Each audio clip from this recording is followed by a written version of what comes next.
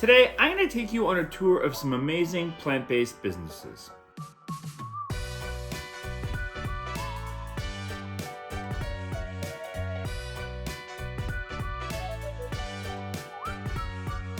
Greetings and welcome to, or back to PB with Jay. Here on the channel, we are all about spreading plant-based goodness and joy, and today I'm going to show you a whole bunch of people that are doing that through their plant-based or plant-based friendly businesses. We've got a little bit of everything here, from restaurants to donut factory, an ice cream factory, a produce farm, kombucha. We got a little bit of everything. This is a compilation of videos that I did through my Bell 5 series, of which they're all on the channel, but in case you missed any of them, they're all here in one place for you. And if you want to skip around or ahead from any you might have seen, there's chapters in the description down below. These were all more or less shot in the Kitchener, Cambridge, Waterloo area, but before we jump into them, I'd like to take a second to say hello to some of you from around the globe. Carrie from Aurelia, Ontario, Janice from New Zealand, Carol from Australia, Sandy from Guelph, Ontario, Lisa from Pittsburgh, Sheila from Arkansas, Lucy from Portland, Connecticut, Leslie from North Florida, Lenny from Cambridge, Ontario, which is actually where a lot of these things were shot. And last but not least, Leah from New Bedford. Leah was our first member in our Mighty Network community. What is that, you might ask? Well, our Mighty Network is a place where you can get priority shoutouts, so a lot of the people you heard from just now are part of our members community.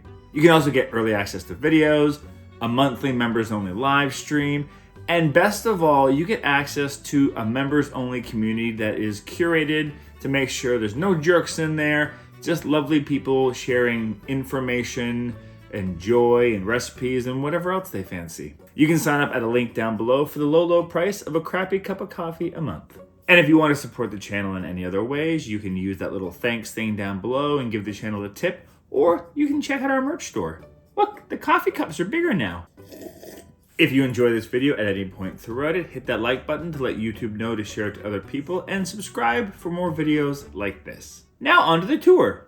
And now I'm off to Pfennings Organic, just outside of New Hamburg, Ontario. Pfennings supplies organic produce to the Kitchener-Waterloo region, GTA, and as far as Quebec and parts of the United States. The Pfenning family has been farming as far back as the 1600s in Germany, but it was in 1981 when they moved to their current location. Now head of the family, Wolfgang Pfenning has been here since day one. At that time, my parents started with about 150 acres, and today we farm 800. I was born and raised on an organic farm, and when we came here, we met other organic farmers that were here. We were part of developing first organic standards called OCIA. Supervisor Paul Forbes knows the importance of those standards and what they can mean to the consumer's experience. It's more fresher. There is no fertilizer or anything that had to it. It's better. You can feel the freshness of it coming from the field. But for Pfennings, their way of farming isn't only about delicious and healthy produce. It's very important to us that the people have a safe work environment, friendly work environment. I like to take coffee to the teams, like my wife makes coffee for everybody every day.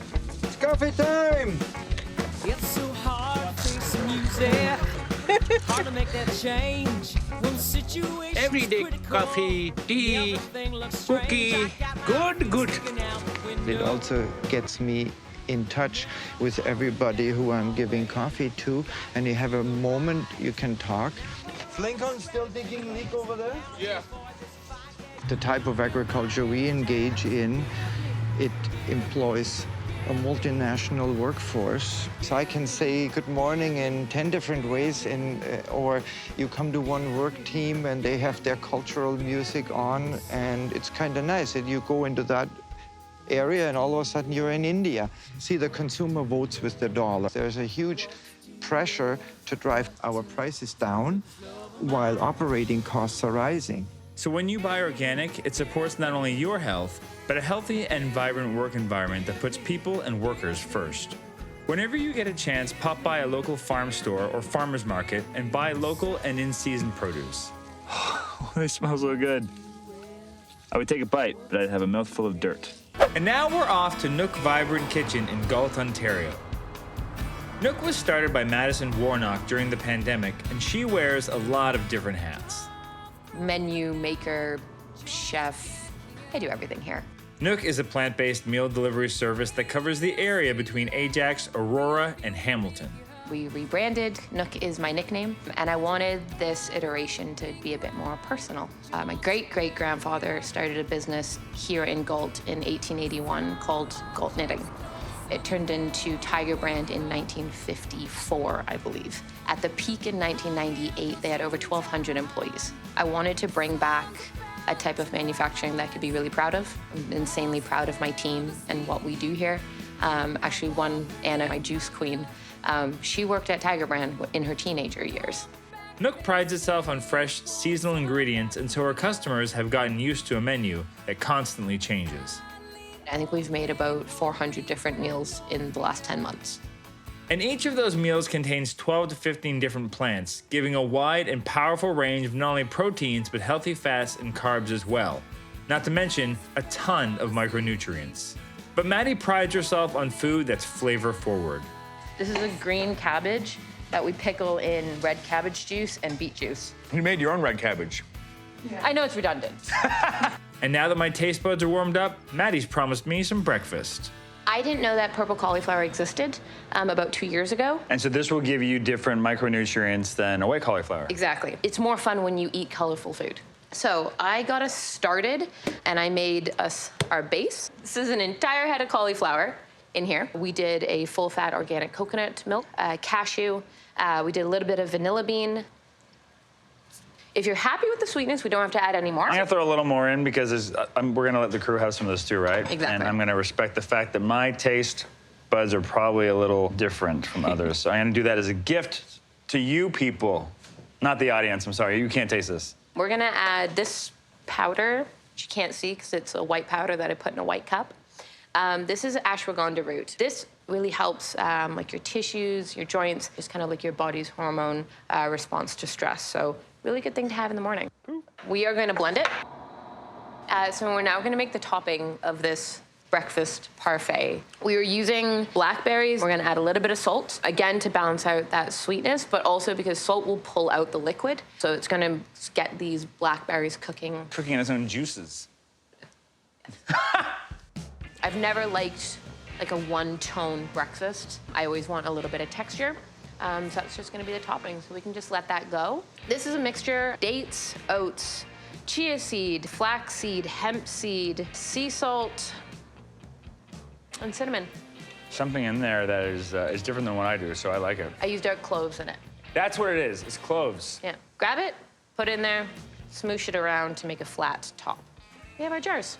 So now we grab our middle filling. I normally like to go like an inch, inch and a half of the filling. That looks about good. Now we add the maple syrup.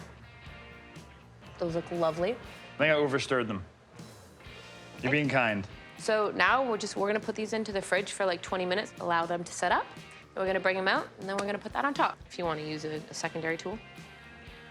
Ooh, you got good skill. I don't need no secondary tool, Maddie. Look what I got. Look, I got mad skills.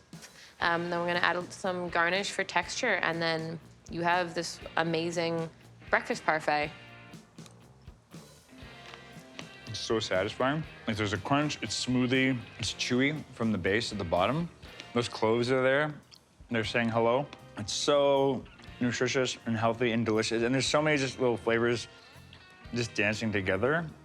It's like being an adult and getting to eat pudding, but it's good for you. What's your breakfast? That's my breakfast. I'll see you guys later. I got breakfast now.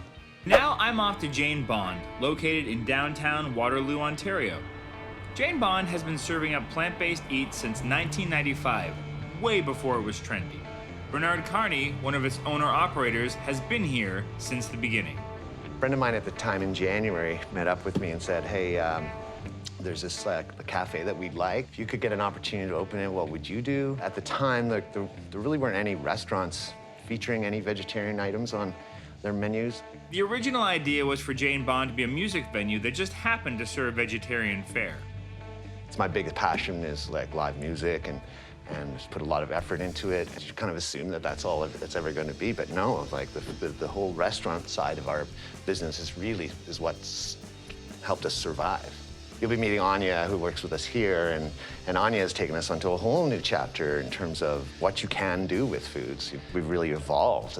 We're busier than ever, to a certain extent. Yeah, like the food has really taken off. And then we have an older community who cherish the food because of the healthy lifestyle that it provides for them as well. You've weirdly made a family restaurant. Weirdly, exactly. I never thought of that. I just thought it was a punk bar, but it's not.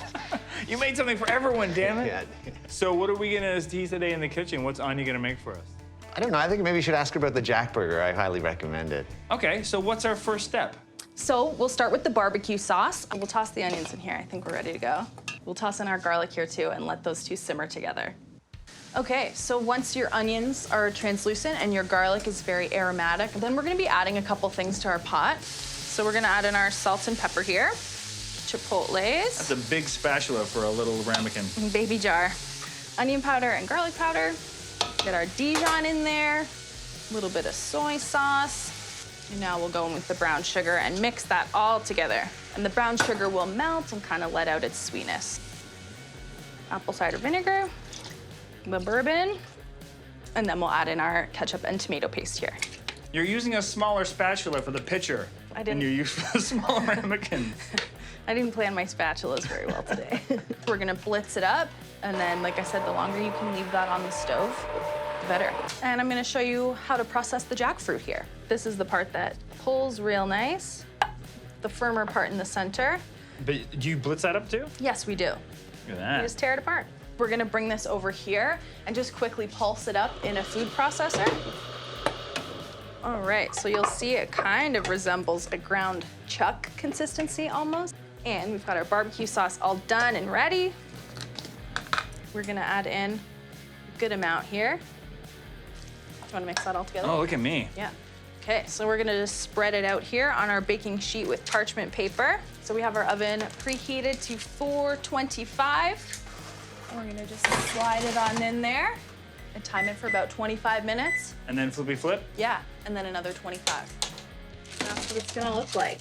It's looking pretty porky, I like it. So that's gonna be the bulk of our sandwich. Okay, so to top the sandwich, I like a nice creamy coleslaw. So in here we have some carrot, red onion, purple cabbage, and green cabbage, and a royal gala apple. And the scariest mandolin? Yeah. Well, it brings a little bit of acidity to it, right? Yeah, and it goes well with the barbecue idea, I think, you know? Traditionally, a creamy coleslaw would have mayo, right? So here we use some liquid gold called aquafaba, Right. which is the juice from a can of chickpeas. Plop it all in. Yep, a little bit of white sugar and black pepper. Oh. And then we got a little bit of apple cider vinegar here. And this goes on Great. top of the sandwich. Yeah, so we're gonna get a little bit more jackfruit in a smaller pot here. I usually go about a half cup, and then we're gonna add like another tablespoon or so of sauce. Just pull it on out here. Look at that, perfectly golden. Look at that. Beautiful. We got our nice hot jackfruit here. Fresh, creamy coleslaw. And there you have it. Should we cheers it? Yeah, Is there a right way to eat this thing? whatever way's messiest. I went with the biggest bite. There's so much going on there. There's texture. There's like this sweet, savory. It's just so delicious. It's tangy and texture of it is surprising. Like you really wouldn't believe that you're eating something that's not meat. Summertime barbecue comfort food. It's pretty to look at too. It's like a rainbow. Mm-hmm. Well, thank you so much for making this sandwich with us. My pleasure. Today, I'm visiting Henry's Tempeh located in Kitchener, Ontario, and was interested to learn that it didn't start here. Henry's Tempeh was started on Salt Spring Island by the original founder of Henry's Tempeh, Henry Schmidt. It was actually his daughter's idea. I'm not sure where she came upon tempeh way back then, but she kind of pitched it to Henry, her father, and they started producing tempeh on the island on the west coast. And after a few years, she moved on, and Henry moved the business to Waterloo, Ontario, and it became Henry's Tempeh Inc., and that was in 2002. Really just one of the pioneers of showing people what tempeh could be. Phil has been with the company for 10 years, 6 of which he's been a co-owner. I was working production every day and learned everything from scratch and became a tempeh maker. For those unfamiliar, tempeh is a fermented, high-protein, plant-based food that is typically made with soybeans. And in North America, it's becoming a very common meat replacement. It allows the cook to really use their imagination and to craft that piece of tempeh into really any meal or any idea that they have. You know, from pudding to hummus to even ice cream to tempeh bacon, chilies, lasagnas. It's just endless. It's really versatile. It's a minimally processed product. It's a very clean ingredient. That's how you make tempeh, I think. You have to respect how tempeh is actually made. And today they're gonna show me all the steps and put me to work. With tempeh, because it is so minimally processed, you need a very clean soybean. Not many people know this, but growing soybeans in Ontario is actually a very sustainable process. Our yield per acre is very high compared to other parts of the world. But you're able to just take advantage of that and make it here. Yeah, it's amazing. We can make tempeh with Ontario beans and send it across Canada. Our product right now is sold all the way to Winnipeg, and then we're in Quebec, Ontario, New Brunswick, PEI, Newfoundland. We've brought our water to a rolling boil, and we're gonna add the raw milled soybeans and essentially cook them. All right, if you want to grab one of these, take the lid off. Getting a good workout today, Jeremy. It's great. It makes you feel like a wizard or something using a cauldron. Put our soybeans in the boiling water. We're gonna stir it up just a little bit, and we're actually gonna try to capture some of these hulls. And we've actually had people come asking us for this so that they can add it to their compost at home. But oh, wow. Is it really good for compost? You can even grow mushrooms using this as a base.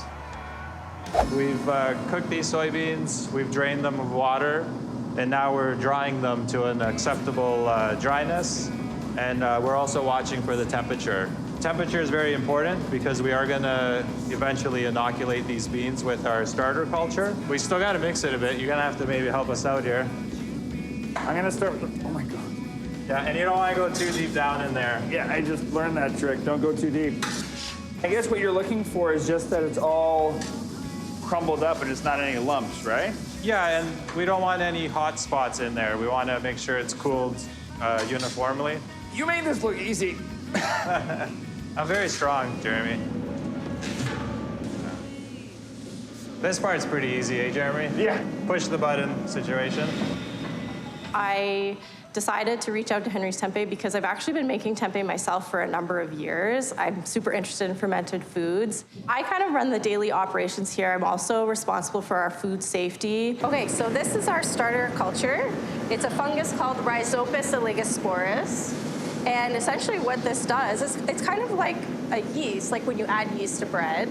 We're gonna add it into the tempeh beans right now. We're gonna mix it up, and that's gonna enable us to actually ferment the beans. What happens is overnight during the fermentation process, this forms, it's essentially like its body, which is called a mycelium network, and that's actually what binds the beans together. That's that white stuff. Yeah, yeah. The white really stuff, cool. That's the technical term. Yeah, it's like a mushroom basically that's growing in amongst the beans, holding them together.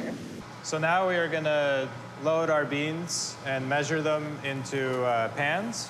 Take these pans and put them into our incubators. But that perfect environment in the incubator, that'll activate our culture, and in the morning, the soybeans will be bound together by the mycelium network. So this is really cool because the fungus actually digests the beans a little bit for us first. So it causes a bunch of nutrients that aren't normally that available in soybeans to be available to the body. Another thing that's awesome is that the fungus naturally degrades anti-nutrients that are found in soy. So those anti-nutrients normally make the beans not as digestible for people. So then what happens is we have something where nutrients are more available, and the things that would make the nutrients unavailable are also gone. So it's kind of like a double whammy in terms of digestibility for people who are eating soybeans. The next day, they bake the tempeh for about 20 minutes to bring it up to 85 degrees Celsius. And if it doesn't go up to the right temperature, you just leave it in longer? Yeah. There we go. So you can see it's above 80, which is our target. We're good. It's pasteurized. Very hot, so you're not gonna grab this. Oh, okay. I'll resist the urge to grab the steaming hot Special pans. gloves. We're gonna put it in the cooling room next door. So you just grabbed a hunk off the line. I'll come in kind of daily and try the tempeh.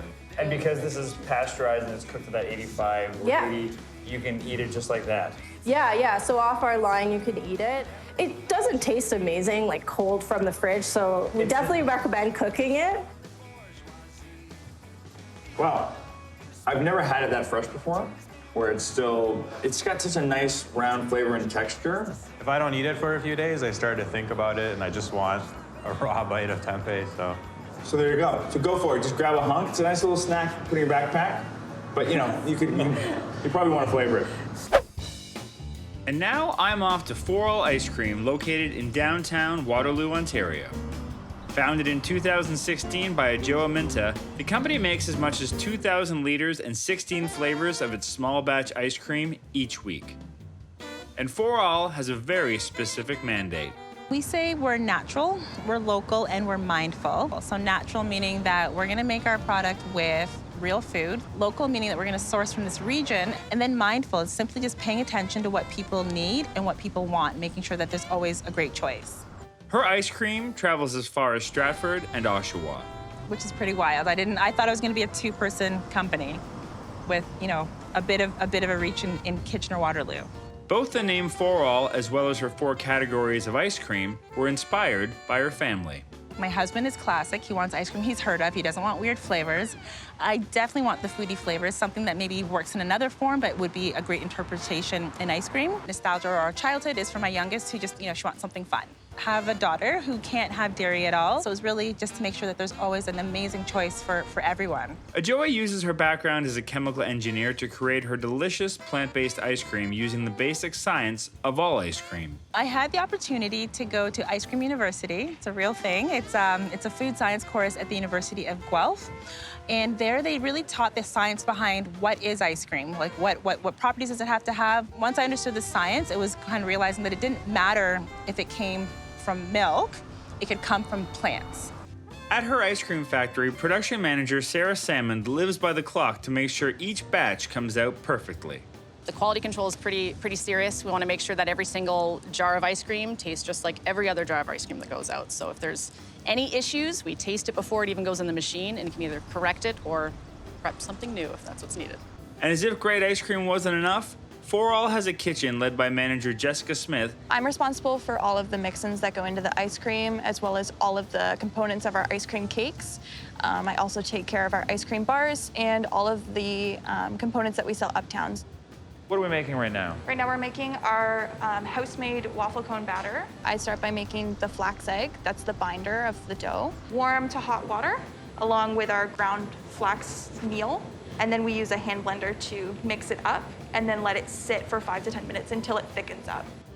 We use our house-made gluten-free flour blend. So we're not like milling the flour or anything, but we have different types of gluten-free flours that we bring in. And it's a house-made blend that we make ourselves. Can you say what's in it? You say there's rice flours and there's starches and xanthan gum.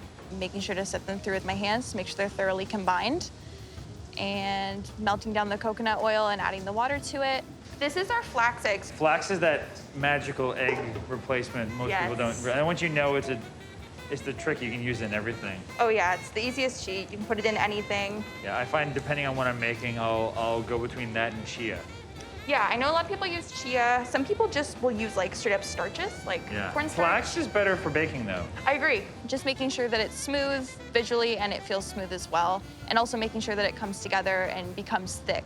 This will just get transferred into buckets and then move to Uptown. It makes me very proud to work at a place like For All because I'm plant-based myself. All this has made me desperate to try some of these products myself.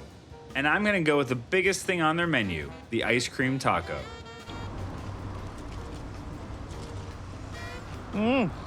It's just full of flavor.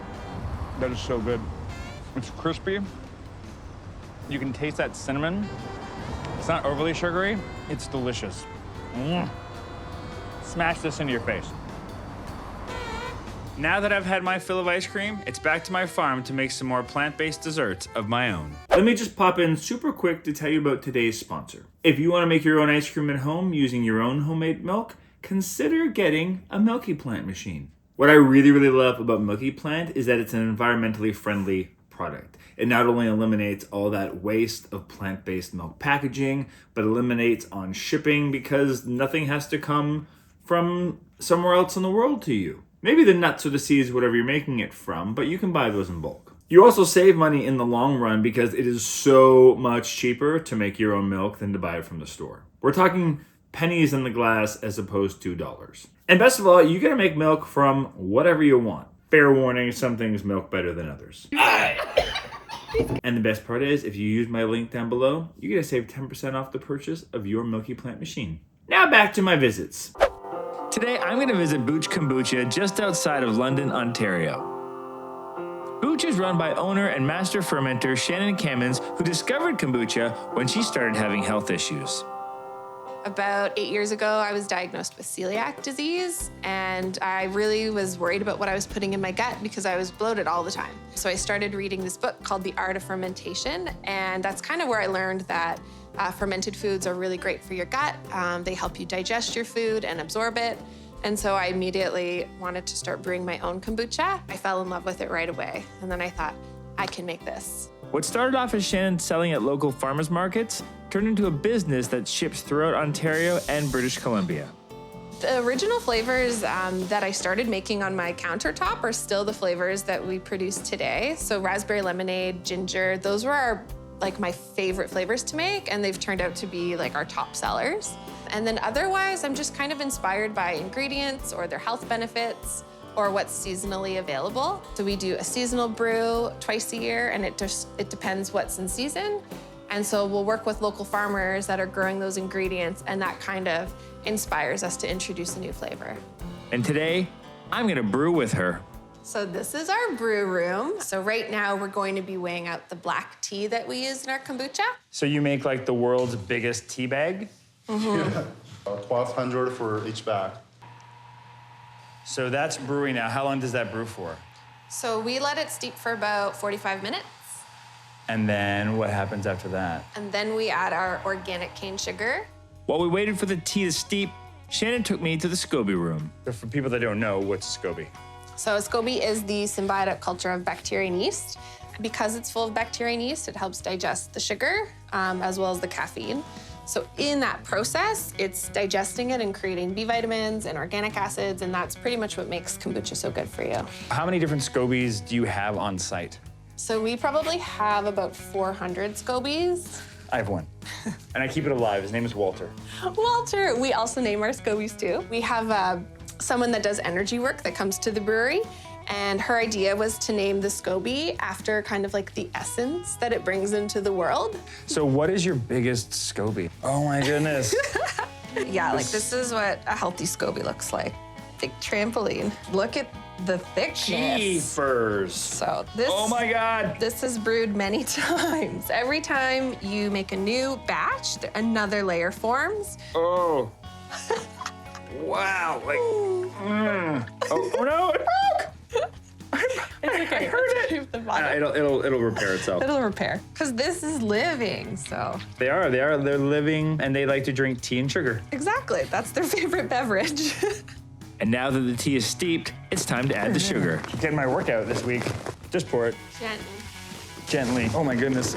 It's that's better. I got a better grip now, I think. Oh. We're really proud of the sugar that we use because it's not only certified organic, but it's like biodynamic and eco-socials. The world's largest cup of tea. So after this is done brewing in here and all the sugar's dissolved, where does it go? So then it goes through the hose and into one of those tanks. And how long does it sit for? Usually it takes about 2 to 3 weeks to ferment.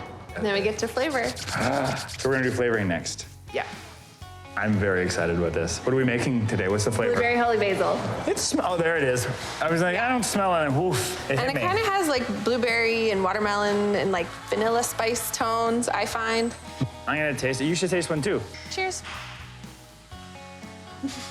It's a little spicy. It's got a little spice to it, but it doesn't, I thought it was gonna like be really, really pungent. Mm-hmm. There's a mellowness to it, but it's a sweetness too. I like that a lot. And it's kind of like juicy fruit. Like there's the fruity notes. Oh yeah, now I see it. So what has to happen now? And now we're gonna put it in strainers, as well as we juice some organic blueberries, so we're adding that juice in, and then we're also adding the fiber of the blueberries. This is kind of like a trade secret, but it makes our kombucha have a lot more flavor. And you're the only company that does this. Yep, a lot of other companies just add extracts. Boring. I know, it's not as fun. Gotta get your hands dirty. All right, so that's it for the blueberries. Now what do we do? So now we're going to pour the blueberry juice in, and then add the strainers afterwards. That's so much fun. Look at you flavoring your first 1,000-liter batch of kombucha. I mean, I do this at home, but not on this scale. Next time I have 2,000 friends that are coming over and need some kombucha, this is how I'll make it. Yeah, this is your brew. Can we try some? Yeah, let's try it. Thanks, I love that you can hear the fizz. Oh, the basil takes a second, but when it kicks in, it's really lovely. Yeah, it's pretty gentle. Yeah, it's simple. It's not overpowering. I love that you can still taste like the base kombucha flavor, but that you have these other notes in there. You can see how many it takes until you have a kombucha burp. Oh my goodness, I like this game. I could stay here and drink Shanna's Booch all day long. Yeah, you're just doing it shot style. Today, I'm working with Mark Brown, one of the founders of Lady Glaze Donuts. But what I was interested to learn is that Mark didn't originally study to be a baker. No, not at all. Originally, I went to the University of Ottawa for chemical engineering. I couldn't see myself sitting in front of a computer screen just monitoring something, a chemical reaction, pressure in a pipe, viscosity of peanut butter. I didn't want to do that. And so I had always used food to pay for my education and decided, why don't I just do that to make a career out of it? But what's really unique to me is just how many plant-based vegan options they have on their menu. I came up in kitchens, and so you walk into a restaurant, you're like, I'll have the vegan option, and you're getting salad. And so we wanted to kind of flip that on its head, and if you came in, you can't tell the difference between a plant-based and a regular product, and that's intentional. Like, we want someone to enjoy the product just as much, whether or not they subscribe to that diet or not, and not feel that either diet has a diminished experience in our shop. So what are we gonna do today? We're gonna make some donuts.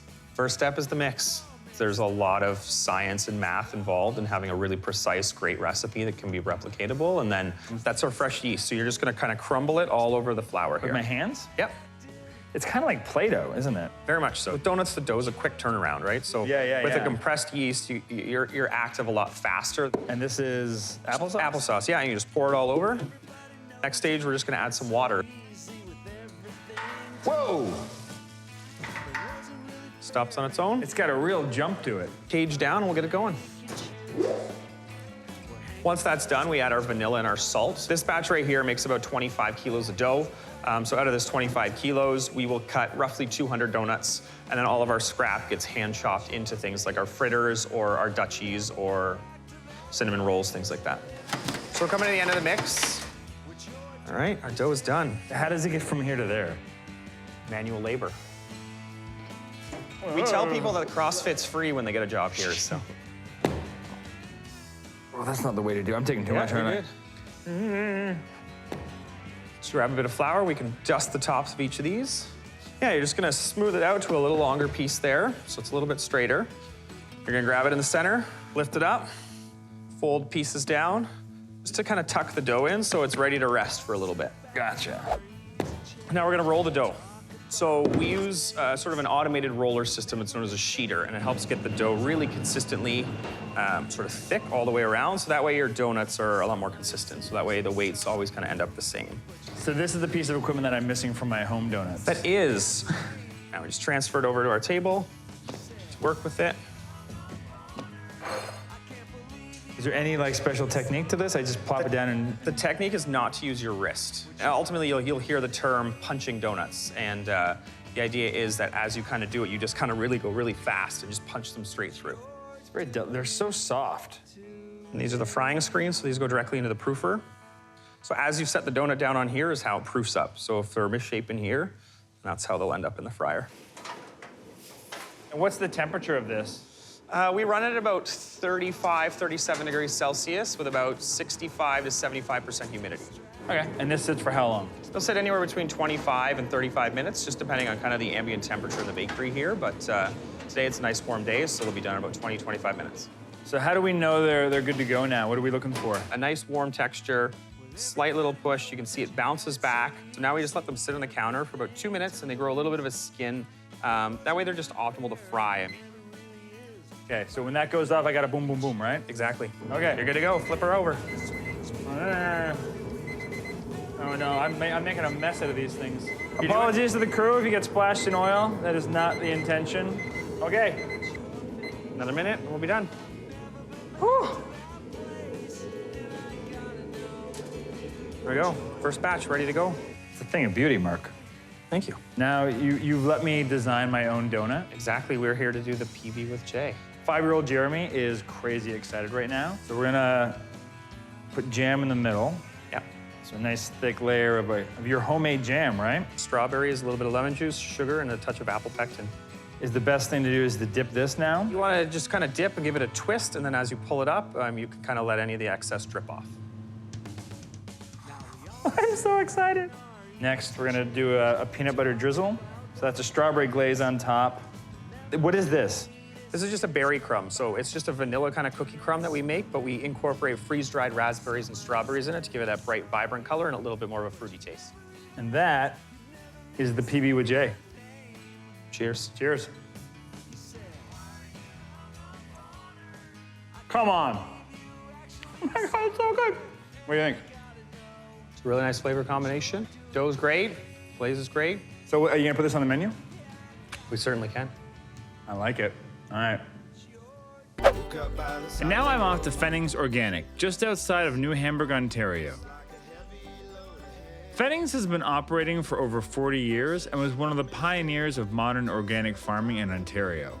And while their signature crop is carrots, they grow an amazing variety of vegetables that feed not only this region, but the GTA and parts of Quebec and the United States as well. Right now we work with 50 different kinds of vegetables. There are some major ones like spinach, broccoli, cauliflower, carrots, onions. They take a big portion of our acreage. So there's very little waste when it comes to what you grow. There's basically no waste because even though what would be called waste will turn into compost and it goes back onto the field. The most important element to good organic produce is good soil, and Pfennings starts with their compost.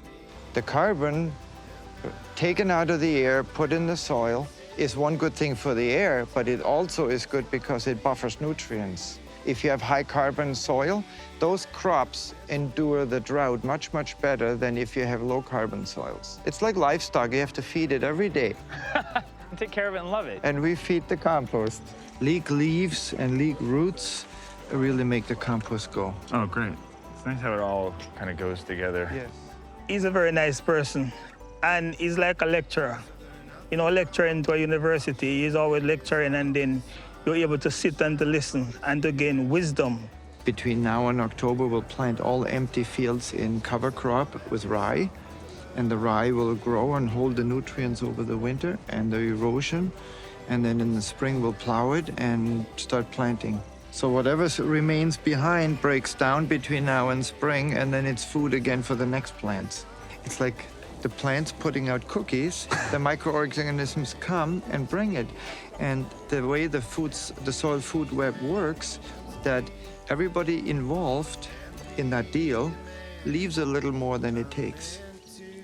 Imagine society would work like that. Wouldn't that be beautiful? And you also switch out, so one crop here, Yes. like this might not be leeks next year, right? This would be something else. Correct. Yes, this all will be carrots next year. Amazing. Leek and carrots like each other. You can just looking at it, you know it's good organic soil. Yes. Yeah, the soil is very good here.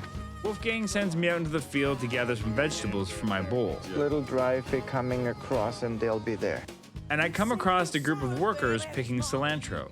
They tell me that today alone they'll pick around 7,000 bunches that will be in the store within 48 hours. Is there a technique? Not really. So you have to join with everybody. You use your hand as a scale, and then it registers right here. I've been doing this over so many years, so simple. That's the weight. Yeah. All right. Is that too high? Did I mess it up? You want to get the root, right? Yeah. That's bad? That's good. Yeah. Just then knock it in like this. Go like this. Yeah. Take the yellow leaves apart. You're way faster than me. It's my profession, so. That's true. If I was as good as you on my first day, that'd probably be a problem. Yeah, that's true. A couple little stragglers. Then we could take a little bit more. Because half of it was no good. Yeah. That's fair. That's not cilantro. How's that weight? I think that's pretty good. This is perfect. Ah! I waved the knife. That was bad. And we just go around once? Two times. 2 times. Yeah. I braid my daughter's hair so I can do this. Look at that. Perfect. Only one thing. Uh-oh. This is upside down. Ah! Wolfgang got mad at me. At the store level, it needs to look perfect. Get the mud off. Oh, we'll put that in. I want this to go to the store. Please, no problem. So you did a great job. Thank you. You're employed, okay? I'm employed? Yeah. It makes me happy to know how much attention to detail goes into every hand-picked bunch. Today, I'm visiting Yoso in Cambridge, Ontario, a company that specializes in plant-based, non-dairy products. Their primary product being yogurt. And theirs comes from a lot of different sources: oats, soy, coconut, almond, and cashew. Yoso was founded by brothers Francis and Eric Lowe. Many years, where I grew up in a family business of making plant-based products. Back in Hong Kong, their grandfather was the first person in the world to commercialize soy milk in the 1940s. We decided to start a business. It was first to market, as a plant-based cream cheese alternative in Canada. They've continued to be trailblazers ever since, launching the first-to-market oat yogurt in 2020. Bring in more plant-based foods, which is part of our mandates, is to help people to reimagine health, through plants. What's different about Yoso is that we are a family-run company and we make everything in small batches. So we take a lot of care in every single batch that we make. We also make sure to have clean ingredients and no preservatives in our products too. How does one make a plant-based yogurt, you may ask? Well, basically, it's not much different from a kitchen process in a wholesome way. So we start from grains. This is our extraction area. In here, they use this machine to extract their soybeans and turn that into a soy extract. The live steam and the slurry mixtures will hold at 105 to 110 degrees Celsius for a few minutes. Just a few minutes? But yeah, we don't want to overcook the slurry. It then goes through a vacuum chamber. Under low pressures within the vacuum chamber, the added steam will be removed along with some grassy or beany flavors in the soy slurry. After that, the product is left to ferment overnight. The next day, it's cooked just enough to pasteurize and then has healthy bacteria cultures and starches added in just to give it the right texture, as well as a healthy dose of probiotics. So this is now it's yogurt. This is now the yogurt, finally. Right. So I can just drink it out of there.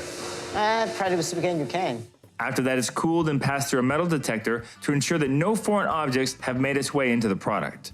Do you ever pass any metal through there just to make sure it's working? Yes, we do have some what we call the. We'll just wait. He'll be back. Turn red. There's no mistaking that that's when it happens. Everyone kind of goes, okay, there's metal in there. And from there, it's packaged. What's extra special about Yoso is they're working towards being a zero-waste company by taking their ingredients byproducts and upcycling them. We're taking something that would usually be thrown away, but going to make it into something new that's useful. So one of my projects right now is to figure out what to do with this byproduct and how can we make it into something really cool that people are excited about. And since Yoso has their own kitchen, Amelia and I decided to upcycle some of their products into recipes. So this was your idea. What are we making? Pancake cereal. And I'm using my pancake recipe, but I'm gonna modify it to use some of your yogurt. Our new chocolate banana pie yogurt. It's about a cup of flour. You can use whole wheat. We've got oat flour here, a healthy dose of cinnamon. I'm a big believer that you can't put too much cinnamon. That's maybe too much. Is it? I don't know. It's good for your heart. It's fine. Some plant milk. I'm gonna aim for a half a cup of the yogurt. I see you smell that cinnamon, right? You're right. You put it in the right amount. You know what you're doing. I already pre-mashed a banana. Get it as ripe as you can. And then I pre-made a chia egg which is just a tablespoon of chia, or you had ground chia, and then 3 tablespoons of water. You can do this with flaxseed as well, but you would only use 2 tablespoons of water. And then you just gotta mix it together and let it sit. That's cool. That's like a 1-to-1 egg substitute? Yes. Oh, this that's so is cool. good for like 1 egg. Right. Let it rip, and then we'll see. Because you went all cowboy I and didn't did. measure the milk. We just need pancake like consistency. And then we're just cooking little guys Yeah. because we want to make cereal bites. Okay, is that impressive or what? That's pretty good. I've never actually done this. This is your It's idea. cool. The squeeze bottle is cool too because you can make like fun designs and stuff.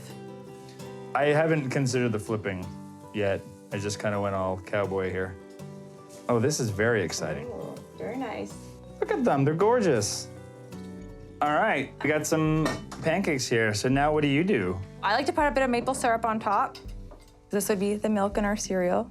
Oh my goodness, Okay, wow. That's more than a bit, but we're going with it. And then we have some of our chocolate coconut yogurt. There you go. Look at that. Ooh. That's good. That's crazy good. I like the chocolate banana. Yeah, the chocolate banana is really, really nice. And that, the yogurt inside the pancakes is something I've never done, but it gives it this moisture that is really, really nice, and it adds a little extra fluffiness to the pancake. Because I will find these 4-ingredient pancakes I make, they can be a bit flat. Yeah. So this makes them poof up a little bit, which is something I'm now gonna be doing for forever, thanks to you. Woohoo. Cheers. Cheers. And now we're off to Nook Vibrant Kitchen in Galt, Ontario. My name's Maddie, the owner of Nook. We are a plant-based meal delivery service. My sister has been tackling a pretty intense health issue for the majority of her life. Modern medicine couldn't fix it.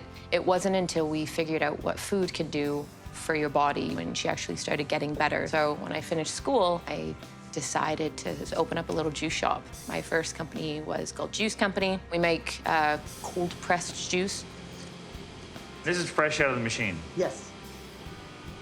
I don't have the words. My brain's just gobbled up in veggie goodness. A little juice shop turned into, oh, let's make some smoothies, and then, oh, okay, then let's make some salads, and then rebranded to Nook. Nook is a plant-based meal delivery service that covers the area between Ajax, Aurora, and Hamilton. And Maddie loves educating her customers on what's in their food. The majority of my label is telling them something interesting about the majority of the ingredient. That's my thing. I want to make comfort food that's like unbelievably healthy for you. You don't think that it's healthy for you, you just think that it's good. And speaking of good food, Maddie has promised to make me a snack. We're going to make a riff on peanut butter cups. I'm in. But the best part about these is that we are going to use turkey tail mushrooms. Essentially balance out your hormones in your body. So it just looks like that. And it's actually a pretty mild flavor. What I really like about them is that you can hide them into things like a peanut butter cup. So we're making a treat for our tongues and our bodies. Exactly. And also, we're not using peanuts. We're using pumpkin seeds. We're also gonna add an avocado to it. Healthy fats, good fiber, great texture.